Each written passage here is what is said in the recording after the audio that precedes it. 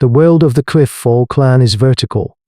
Their existence is carved into the face of a great stone promontory, a sheer testament to the harsh laws of this ancient earth.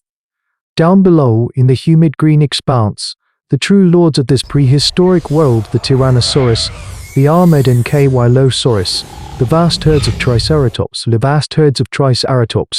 out their Titantia 2 and sheer will provide a sanctuary. The lives of these early humans are a constant negotiation with gravity, their fingers and toes hardened into living tools, their minds mapped with every handhold and ledge. The children learn to climb before they can properly walk, their small bodies clinging to the rock face like insects. Safety is elevation. It is the clan's single, unshakable belief. This belief is shattered by a shadow. At first, it is a fleeting thing, a dark mist that sweeps across the cliff so fast it is dismissed as a trick of the sun. But it returns, larger, slower, a deliberate, circling presence that blots out the sky.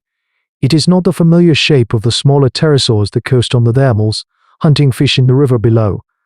This silhouette is immense, a jagged spearhead of a skull attached to wings that stretch wider than 3 men lying end to end. It makes no sound as it watches, a patient, alien intelligence gliding in the silent emptiness. The elders mutter a new name, one spoken only in whispers for a beast of legend they hoped was confined to the distant Alt Flats, Quetzalcoatlus. The attack comes without warning. Alan, a youth barely old enough to make his first spear, is scaling the lower path to the nesting case, a basket of precious gull eggs tied to his back. He moves with the casual confidence of a life lived on the edge. The shadow falls upon him. There is no roar, no shriek of a predator. There is only a sudden rush of displaced air, a sound like a giant's leather cloak being snapped taut. The clan members watching from the main cavern see the colossal head, longer than Arn is tall, descend from the sky. The beak of flesh and bone lance does not snap or tear. It strikes with the precise, brutal efficiency of a woodpecker hammering a grub. A single, sickening puncture. Then the great wings beat once, a thunderclap against the stone, and ascend.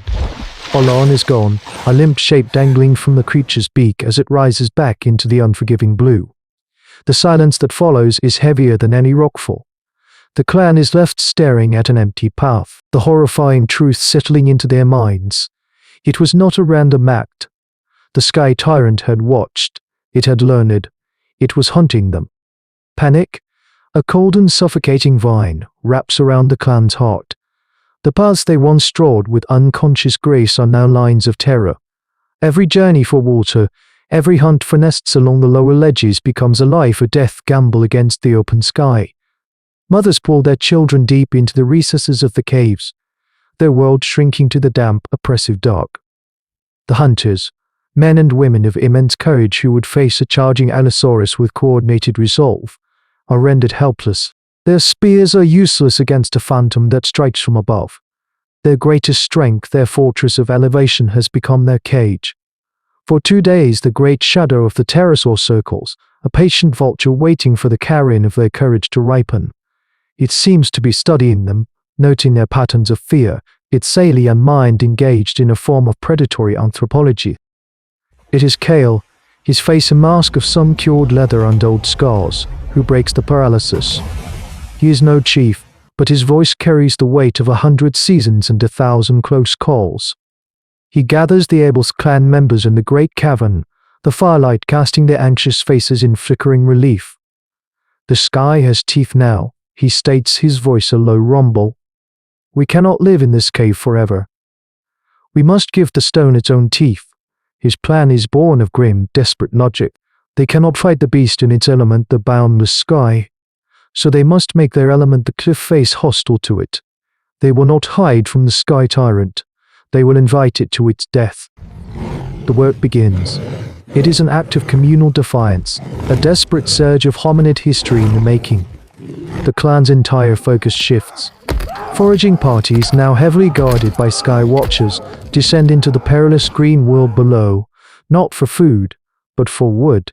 They seek out the iron-hard trunks of young cypress trees, felling them with stone axes and hauling the immense poles back up the cliff face, a grueling, muscle-shredding task.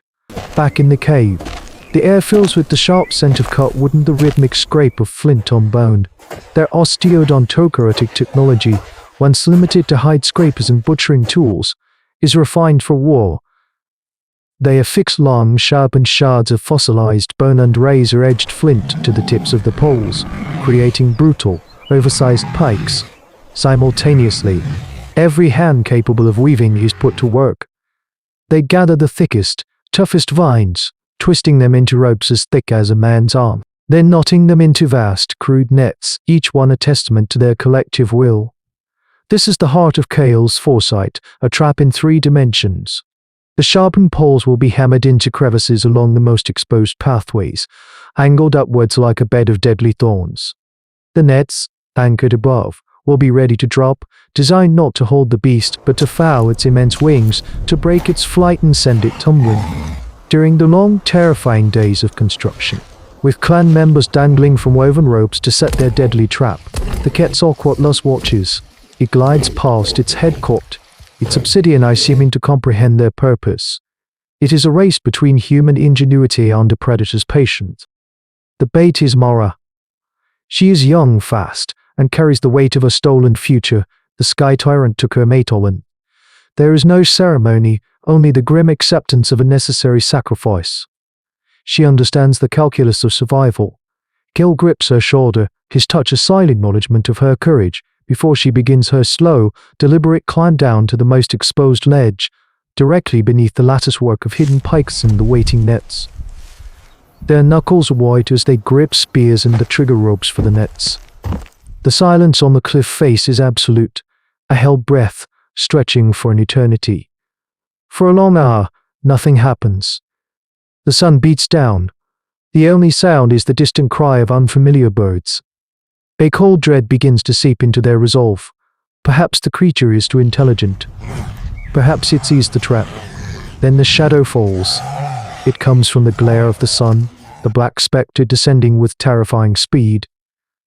There is no glide, no patient circle. The Quetzalcoatlus has committed. It is a living missile of bone and leathery skin. Its spear became directly at Mara. She screams, a raw, primal sound of genuine fear, and throws herself flat against the ledge as Cale bellows the command, now. The first net drops. It is a clumsy, sprawling thing, and the creature, with impossible agility, twists in the air to avoid it, but the movement costs it momentum and forces it lower, directly into the intended kill zone. Its vast wing, in a powerful downstroke, smashes into the row of sharpened pikes hammered into the rock. The sound is a sickening crack of bone and the tearing of membrane. The beast shrieks, a sound that rips through the air, a high-pitched, piercing cry of agony and rage that nothing in their world of roaring dinosaurs had prepared them for. It is not the roar of a predator, but the scream of a demon. It thrashes wildly, its uninjured wing beating the air with concussive force, trying to pull its impaled limb free. Ropes groan as a second net is released, tangling around its long neck and head. This is the clan's moment. With war cries erupting from a dozen throats, they swarm from the caves. Spears fly arcing through the air, their flint tips thudding into the creature's surprisingly thin-skinned body. Cale, leading the charge, leaps onto the creature's back, a tiny figure on a threshing mountain of flesh, and drives his bone-tipped spear down again and again into the base of its skull. The sky tyrant convulses, a final, titanic shudder that shakes the very cliff. A section of the promontory, weakened by the struggle, gives way. Their faces, masks of triumph, cry out as the rock crumbles beneath them, vanishing into the abyss along with the dying beast. The great creature slides from the ledge, tangled in vines and pikes, and falls. It strikes the ground below with a sound like a felled tree, leaving only a profound, ringing silence and the rock reef of their victory. The survivors stand on the shattered ledge, breathing the dust of their broken home. They have won. They have killed a god that fell from the sky, but the cost is etched into the new emptiness of their clan. They look at the sky, not with the terror of the hunted, but with the grim knowledge of the victor. They have faced a predator that evolved to own the third dimension and have dragged it down to their level, onto the unforgiving stone. This victory is more than a single kill. It is a fundamental shift in their hominid history. It is the birth of tactical warfare, of environmental manipulation, of the audacious idea that no fortress is impregnable and no monster is immortal. This single, brutal encounter on a cliff face millions of years ago becomes a blueprint, a bloody, desperate proof of concept for our species. It is the moment our ancestors refused to accept the limitations of the ground and began to fight back against the very heavens. A primal echo asking, when the monsters come for you, will you hide in your cave, or will you turn the very walls of your world into a weapon? This is not a history of kings and empires. This is the chronicle of the kill. And on the horizon, the earth begins to tremble, not from a footstep, but from the deep, resonant hum of 1,000 wings.